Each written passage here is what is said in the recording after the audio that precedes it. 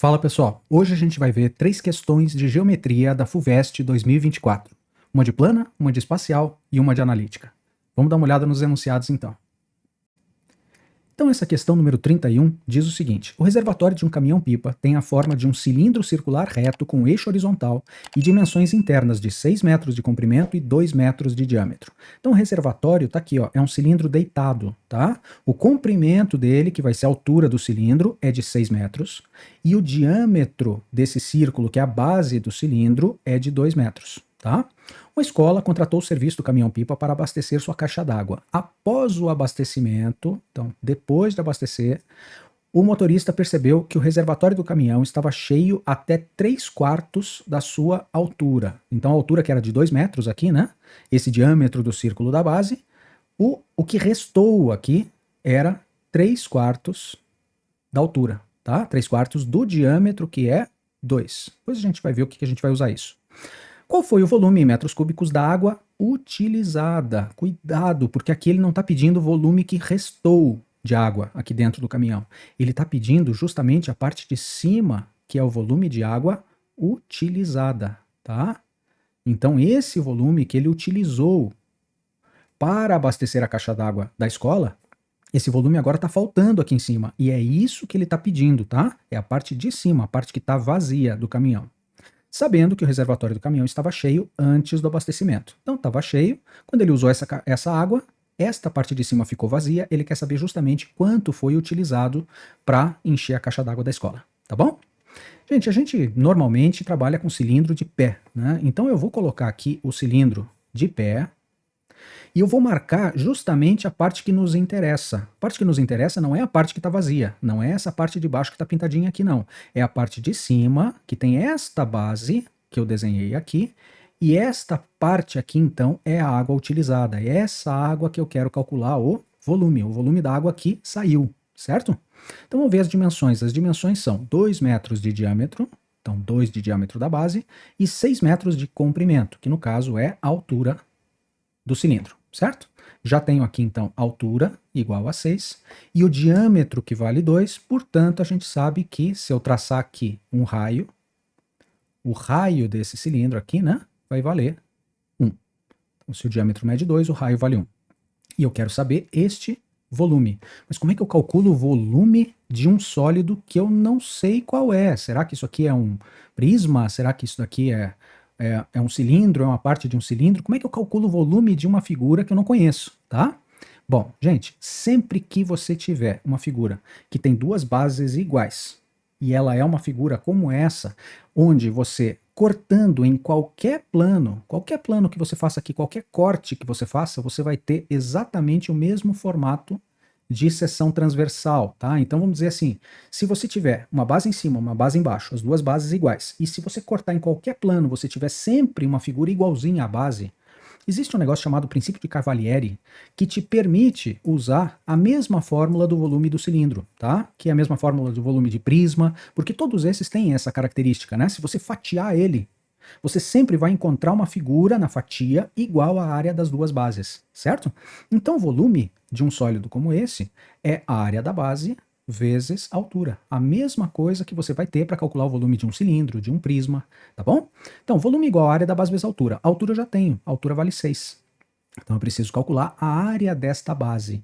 Esta base que está aqui, eu vou olhar agora de frente para a gente poder enxergar como é que a gente vai calcular a área da base. Essa é a nossa grande dificuldade, calcular a área da base, porque a altura eu já tenho, e o volume vai ser a área da base vezes a altura, certo? Então vamos olhar de frente agora para esse círculo e vamos enxergar como é que fica essa parte que me interessa. Porque veja, eu quero saber a água utilizada, então a área da base vai ser a área dessa figura que a gente chama de segmento circular. Segmento circular é uma parte de um círculo que foi cortada por uma linha que não passa pelo centro desse círculo, tá? Então, quando você corta um círculo assim, esta parte que fica para cá é um segmento circular. E como é que a gente calcula a área de um segmento circular? Lembrando que eu quero calcular esta área, porque vai ser a área da base de um sólido cujo volume eu quero calcular, certo? Então, eu quero calcular a área do segmento circular, é esse que está pintadinho em verde aqui. Para fazer área de segmento circular, sempre faça da mesma maneira. Você vai fazer, neste segmento circular, você vai calcular um setor circular. Esse daí é mais fácil porque é uma fatia de pizza, certo? Então imagine aqui uma pizza e eu cortei uma fatia, essa fatia aqui. Se eu pegar esta fatia de pizza, eu vou ter o segmento circular em cima e um triângulo aqui embaixo, beleza? Então olha só o que a gente vai fazer. A gente vai ter a fatia de pizza formado por um triângulo e um segmento circular. Este segmento circular aqui é justamente a área da base que eu quero. O setor circular inteiro eu consigo achar a área. E o triângulo também eu consigo achar a área. Então é só fazer a fatia inteira menos esse triângulo que vai me dar a área da base que eu quero, que é a área do segmento circular. Tá bom? Então vamos lá. Vamos fazer a área da base. Vai ser igual. Vamos escrever isso. É a área do setor circular, área do setor, menos, então o setor é a pizza, tá? A fatia de pizza. Menos a área do triângulo, certo? Menos a área do triângulo que tá ali marcadinho em laranja, tá? Menos a área do triângulo. Beleza, então vamos lá, vamos passo a passo. Agora a gente vai calcular a área do setor e a gente vai calcular a área do triângulo. Mas para poder fazer a área do setor e a área do triângulo, eu preciso descobrir algumas medidas aqui dentro dessa figura, tá? Eu vou fazer o seguinte, eu vou chamar isso daqui, ó, isso daqui, de ângulo alfa, tá? Por que eu vou chamar de ângulo alfa aqui? Porque eu sei algumas coisas desse corte. Primeiro, ele disse que essa altura inteira era 2 metros. Tá? O que é a altura inteira? É o diâmetro. Né? Se tudo isso é 2 metros, então ele ficou dividido aqui em 4 partes iguais. Por quê? Porque ele falou que 3/4 do diâmetro estavam cheios. Então olha só, 3/4 de 2 metros, certo? Então vamos pensar assim, ó, se tudo isso aqui é 2, e eu dividir em 4 partes iguais, ou em quartos, né? Então, 2 dividido em 4 partes iguais, aqui vai ficar meio, aqui vai ficar meio, aqui vai ficar meio. Deixa eu escrever com uma outra caneta aqui que vai ficar mais visível.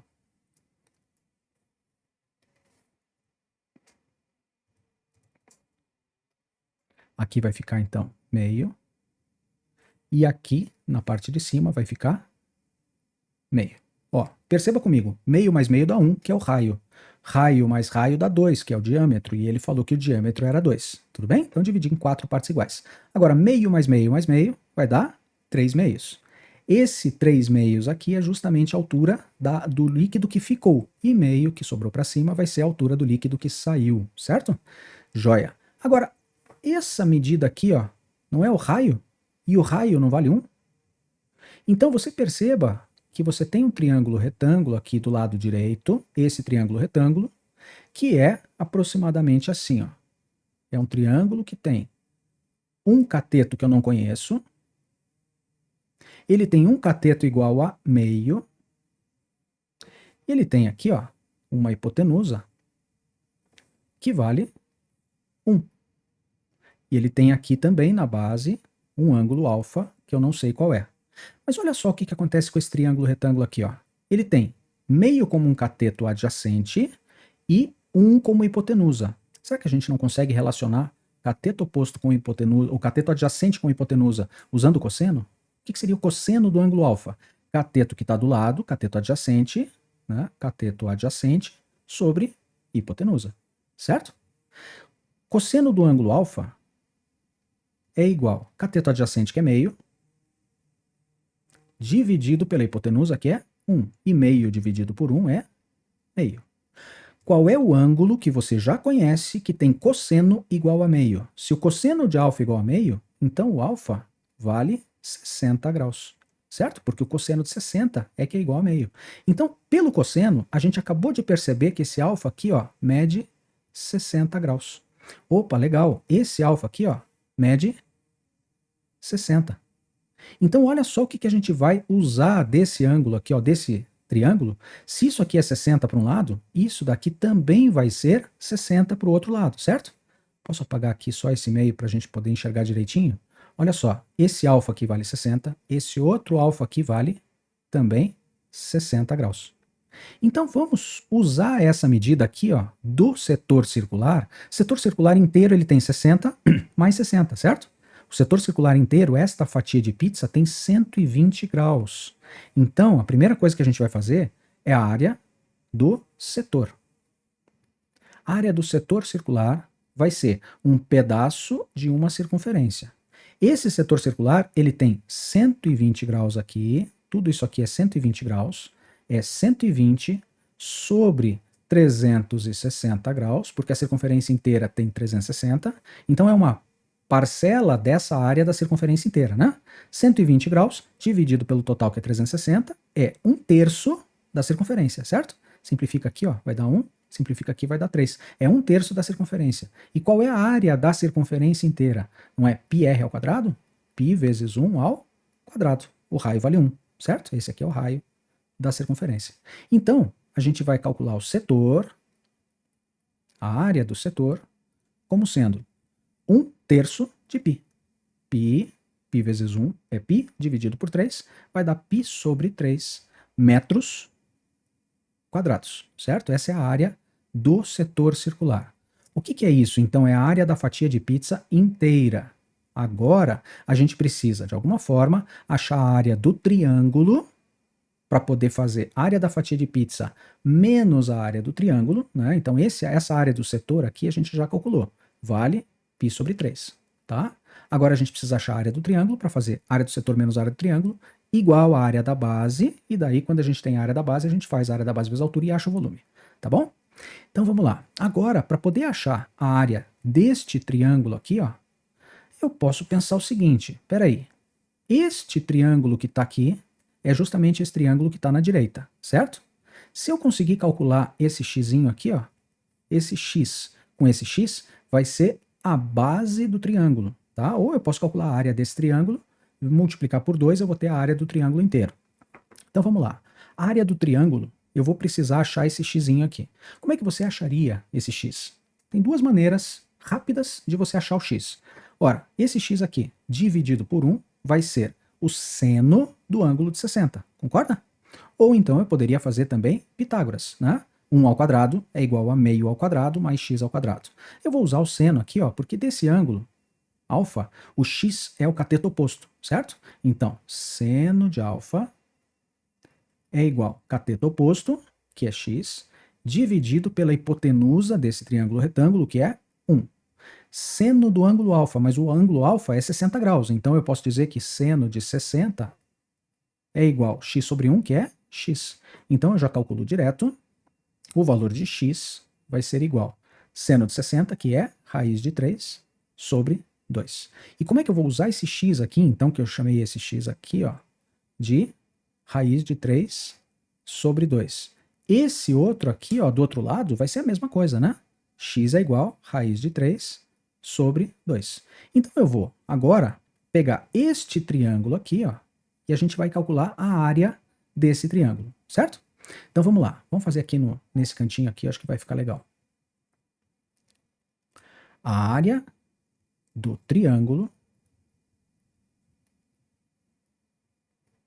vai ser igual ao quê? Peraí, eu vou pensar que esse triângulo aqui está de ponta cabeça, tá? Então, a base dele vai ser raiz de 3 sobre 2 mais raiz de 3 sobre 2, e a altura dele vai ser justamente aquele meio, que a gente percebeu que tinha meio aqui, meio aqui, meio aqui, meio aqui, tá? Então eu estou fazendo esse triângulo assim, ó. Olha só. O triângulo, ele vai ficar de ponta cabeça mesmo. Ele é um triângulo que tem aqui na base, raiz de 3 sobre 2 mais raiz de 3 sobre 2. Ora, vai ficar 2 raiz de 3 sobre 2, ou raiz de 3. E agora a altura dele vai ser essa daqui, certo? Essa altura aqui. Agora pense, meio, meio, meio e meio, né? Então isso aqui vai ser meio. Como é que fica a área desse triângulo? Base dele, raiz de 3. Percebeu que ele está de ponta cabeça, né? Vezes a altura dele, que vai ser meio, sobre 2. Então, a área do triângulo vai ser igual. Raiz de 3 vezes 1 sobre 2 dividido por 2. Vai ficar raiz de 3 sobre 2 multiplicada pela segunda fração invertida. Aqui em cima, a raiz de 3 vezes 1 sobre 2, raiz de 3 sobre 2, dividido por 2 sobre 1, multiplica por ela invertida, fica 1 sobre 2, vai ficar a raiz de 3 sobre 4, certo? Então essa vai ser a área do triângulo, que é raiz de 3 sobre 4. Então já tenho a área da base. Tendo a área da base, a gente vai ter o volume, tá? Então vamos agora só fazer as continhas. Eu vou apagar essa parte aqui, ó, do triângulo, e a gente vai conseguir fazer as contas aqui em cima. Então vamos lá. Volume, área da base vezes altura. Volume, que me interessa, que é esse volume aqui, vai ser área da base. Como é que fica? Área do setor, que é π sobre 3, menos a área do triângulo, que é raiz de 3 sobre 4. Tudo isso vezes a altura do cilindro, que é 6. Então vamos fazer as contas aqui, vamos ver o que sobra. Vai ficar, vamos tirar o mínimo aqui, ó. Mínimo aqui, não, nem precisa, olha só que legal. 6 vezes π sobre 3 vai dar 6π sobre 3, o 6 corta com 3, fica 2π. Menos 6 vezes raiz de 3 sobre 4. 6 raiz de 3 sobre 4. Não dá para simplificar isso daqui? Então, simplificando aqui, ó, o 4 e o 6, aqui por 2 vai ficar 3, aqui por 2 vai ficar 2. Então, a gente já chega na resposta que ele disse, que era 2π menos 3 raiz de 3 sobre 2, 3 raiz de 3 sobre 2, tudo isso em metros cúbicos, né? Então, 2π menos 3 raiz de 3 sobre 2. 2π menos 3 raiz de 3 sobre 2 é o que a gente já tem aqui na letra B. Se precisasse, a gente tiraria o mínimo, faria alguma outra conta ali, mas já chegou exatamente do jeito que ele pediu pra gente, tá? Então, pessoal, só para clarear bem aí, tá? Ele pediu o volume que foi usado, que é esse volume de cima. Este volume que foi usado está indicado aqui, ó, nessa parte da direita, pintadinho em azul. Para fazer o volume de um sólido que tem duas bases iguais e uma seção constante aqui, a gente vai sempre usar a área da base vezes a altura. A altura a gente já tinha, que era 6. Portanto, restava para mim achar a área da base. A área da base é a área desse segmento circular que a gente pintou em amarelo. E para poder fazer esta área que eu precisava calcular, eu fiz a fatia da pizza, que é um setor circular, menos esse triângulo que fica em laranja, certo? Aí restou somente a área em amarelo. A área do setor deu π sobre 3, a fatia da pizza inteira deu π sobre 3, a área do triângulo aqui de baixo deu raiz de 3 sobre 4, então a área do setor, que é a fatia de pizza inteira, que é π sobre 3, menos a área desse triângulo, que deu raiz de 3 sobre 4, deu a área desta base aqui. Então a área da base a gente usou aqui, ó, π sobre 3 menos raiz de 3 sobre 4, vezes a altura vai me dar o volume. E aí a gente calculou o volume daquele líquido ali que estava faltando no caminhão, que foi justamente o que ele pediu. E o volume deu 2π menos 3 raiz de 3 sobre 2, que bateu com a letra B, tá bom? Então a gente só fez uma revisãozinha ali no final, porque é muito, né, muito cálculo envolvido, muita coisa que a gente foi pensando ao longo do exercício, só para poder enxergar direitinho como é que a gente fez, tá bom? Valeu, pessoal, vamos para o próximo exercício. Então esse exercício número 49 diz o seguinte: no Código de Obras e Edificações da Prefeitura de São Paulo encontra-se a regulamentação das vagas de estacionamento no edifício para diferentes tipos de veículos. De acordo com o código, as dimensões de uma vaga de estacionamento são estabelecidas de acordo com o tipo, conforme a tabela abaixo. Ele dá uma tabela aqui de largura e comprimento, com base nesta figura aqui, e aí ele diz: na figura a seguir é apresentada parte de um projeto de garagem de um edifício. Foram projetadas vagas para automóveis e uma vaga para moto, no formato de paralelogramo, com ângulo alfa de medida 60 graus. Opa, então esse alfa aqui é 60 graus. Após a vaga da moto, restou um espaço na garagem. Os responsáveis pela obra estão avaliando a possibilidade de colocar algum objeto que possa ser utilizado pelos condôminos do edifício. Ele está falando deste espaço aqui, ó, que eu vou chamar de X, é o que a gente quer calcular. Qual a medida do segmento destacado, tracejado, então esse vermelhinho, nesse espaço? Então a gente vai usar isso daqui e as informações da tabela para poder determinar o valor de X aqui, tá? O que importa aqui para você é o seguinte: isso aqui é uma vaga de automóvel, tá vendo o que ele diz que é comprimento aqui, ó? Então esse comprimento de vaga de automóvel, o comprimento é 4,5 metros. Então este comprimento aqui, ó, é 4,5 metros, que é o mesmo comprimento que eu vou destacar aqui em cima, em vermelho, que é este daqui, ó. Esse comprimento, então, mede 4,5 metros, beleza? Bom, ele também diz que a largura de uma vaga de automóvel aqui, ó, é de 2,20 e a largura de uma vaga de moto é 1 metro. Então, esta distância aqui, ó, que também vou marcar em vermelhinho, esta distância aqui é de 1 metro, certo? A vaga de moto tem uma largura, então largura é sempre nesse sentido, né? Largura dela vale 1 metro. Você percebe que aqui tem um triângulo retângulo que pode nos ajudar a descobrir o valor de x, sabendo que esse ângulo alfa é o mesmo que este ângulo alfa aqui, ó. Então vamos desenhar esse triângulo, tá? Esse triângulo, ele tem 4,5 nessa dimensão, concorda aqui, ó? 4,5 aqui. Ele tem 1 mais x aqui nessa dimensão e ele tem um ângulo de 60. Como é que a gente relaciona nesse triângulo retângulo o cateto que está do ladinho, que é o cateto adjacente, com a hipotenusa, que é 4,5? Ora, cosseno do ângulo de 60 graus, concorda? É igual cateto adjacente sobre hipotenusa. Cosseno é sempre cateto adjacente sobre hipotenusa, no caso do ângulo de 60 graus. Cosseno de 60, olha só o que eles fizeram com a gente aqui, ó. Já deram o valor do cosseno de 60. A gente sabe que é meio, né? 0,5. Mas ele já deu isso daqui, inclusive, 0,5 ou meio, no caso. Eu vou usar o valor que ele deu aqui, ó, 0,5. Né? Então, meio é igual.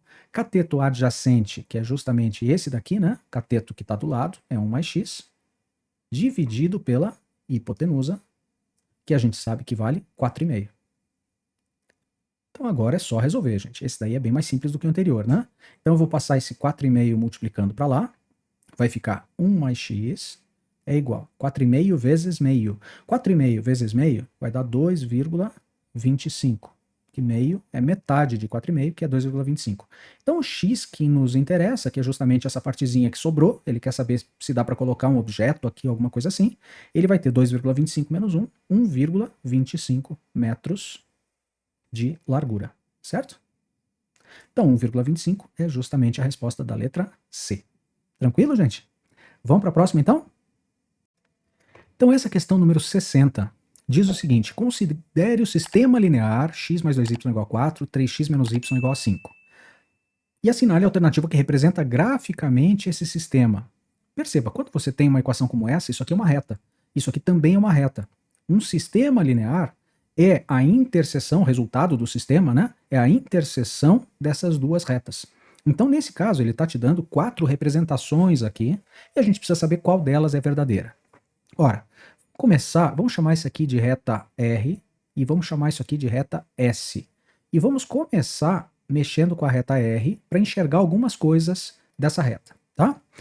X mais 2y igual a 4. Normalmente, quando a gente quer enxergar bem o que acontece com uma reta, a gente coloca essa reta na forma reduzida, tá? Que é isolar o y, e a gente vai ter daí coeficiente linear e coeficiente angular. Vamos dar uma olhada aqui, ó. Essa reta x mais 2y igual a 4. Eu quero então isolar y para poder enxergar ela na forma reduzida. Vai ficar 2y é igual a menos x mais 4, certo? Passei o x para lá, porque eu quero isolar o y, e agora eu vou passar o 2 dividindo. E já vou deixar de um jeito que a gente vai conseguir enxergar o coeficiente angular e linear separadamente. Então, esse menos x, quando eu passo o 2 dividindo para cá, esse é menos 1x, certo? Então, você concorda que eu posso escrever menos 1 sobre 2 vezes x? Olha lá, menos x dividido por 2, menos x dividido por 2, só que eu coloquei 1 aqui do lado para a gente poder separar o número que está multiplicando x, tá? Mais 4 dividido por 2, que vai ficar 2. Opa, legal. Então eu já estou enxergando aqui, ó, um número que multiplica x, que é o que a gente chama de coeficiente angular, e um número que está sozinho, que é o que a gente chama de coeficiente linear. O que é o coeficiente angular e o coeficiente linear de uma reta qualquer? O coeficiente angular é o coeficiente que dá a inclinação da reta, tá? Se o coeficiente angular for positivo, você vai ter uma reta crescente, uma reta que sobe. Quando você tem, como no caso desse, um coeficiente angular que é negativo, você tem uma reta decrescente. Então, uma reta decrescente quer dizer uma reta que diminui, uma reta que desce. E esse daqui, que é o coeficiente linear, que é o número que sobra sozinho quando você isola o y, esse é justamente o ponto onde ele corta o eixo y. Então, essa é uma reta decrescente que corta o eixo y no mais 2. Vamos ver se tem nesses gráficos uma das duas retas que corta o eixo y no mais 2 e que seja decrescente. Olha lá, reta decrescente, a outra não me interessa, a outra é crescente, tá? Reta decrescente, mas não corta no 2, ela corta no 4. Então essa daqui, ó, deixa eu ampliar, eu acho que vai ficar melhor para você enxergar. Olha só, os números que estão aqui estavam muito pequenos, né? Então essa é uma reta decrescente, mas ela corta aqui no 4. Portanto, esse gráfico aqui não pode ser o gráfico. Por quê? Porque a única reta decrescente aqui, ela teria que cortar no 2 e não no 4, tá? Vamos para a letra B. Olha aqui, ó. Esse daqui já tá legal, ó. Reta decrescente e corta no 2. Opa, esse ainda é um candidato. Vamos ver na letra C. Na letra C, decrescente e corta no 2. Joia, não vamos eliminar por enquanto. Vamos ver se a gente tem outra para eliminar antes. Reta decrescente, tá cortando no 2? Não, tá cortando aqui no 4. Portanto, esse daqui também já não pode ser, já eliminou a letra D. E a letra E, olha só, é uma reta decrescente, joia, e tá cortando no 2. Então a gente ficou com 3 possibilidades por enquanto, né? A gente está ali, ó, com, ainda que a gente não eliminou, a gente já eliminou a letra A e já eliminou a letra D. C, B e E ainda podem ser, certo? Vamos fazer a mesma análise na reta S e daí a gente vê se a gente precisa de mais alguma informação ainda ou não, tá? Eu vou deixar um espacinho aqui, ó. Na reta S, a gente vai ter a mesma coisa para analisar. Vamos, 3x, copiar aqui só, menos y é igual a 5. Então eu posso dizer que menos y é igual a menos 3x mais 5, e vou multiplicar por menos 1, y igual a mais 3x menos 5, tá? Então vamos analisar da mesma forma que a gente fez a outra vez. Este coeficiente angular agora é positivo, portanto é uma reta crescente. E aí ela sobe, então, né? Crescente assim. E este daqui é o coeficiente linear. Então, é uma reta, a reta que sobe no gráfico tem que subir cortando o eixo y no ponto menos 5, no ponto 0 e menos 5. Então vamos ver. Aqui, ó, eu digo para vocês, essa partezinha de baixo é o menos 5, tá? Reta crescente que está cortando no menos 5. Tá verdadeiro. Reta crescente que corta no menos 5. Também tá certo. E reta crescente que corta no menos 5. Opa! As 3 ainda estão verificando aquilo que a gente já sabe da reta. Agora, vamos pensar o seguinte, o que mais que eu consigo descobrir dessa reta R e dessa reta S? O que a gente pode olhar são duas coisas, basicamente, aí que já podem nos encaminhar para a solução. A primeira coisa que a gente pode olhar é o seguinte, onde é que essa reta R corta o eixo X? Porque a gente já sabe que essa reta aqui corta no eixo Y no mais 2, certo? Ela é decrescente, corta o eixo Y no mais 2. Mas onde é que ela corta o eixo X? Olha só, essa reta aqui, ó, essa reta decrescente aqui, ela corta o eixo X no ponto 4. Essa aqui também corta no ponto 4. Essa daqui corta o eixo X no ponto 2. Opa, então talvez uma delas eu já consiga eliminar por aí também, tá? Então, como é que eu sei quando é que uma reta crescente ou decrescente, qualquer reta, corta o eixo X? O eixo aqui, ó, o eixo horizontal. A altura dele não é nem mais nem menos, a altura dele vale 0. Então a gente vai fazer agora nas duas retas, se for necessário, y igual a 0 vai me dar qual é o valor de x, tá? Quanto vale x? Se o y for 0, eu estou buscando o ponto onde y é igual a 0 nessa reta para ver qual é o valor de x aqui, tá? Onde ela corta o eixo x. Então, vamos fazer y igual a 0, acho que é mais fácil fazer aqui, ó. Se eu fizer x mais 2 vezes 0, eu vou pegar a primeira equação que ele deu mesmo, né? Igual a 4.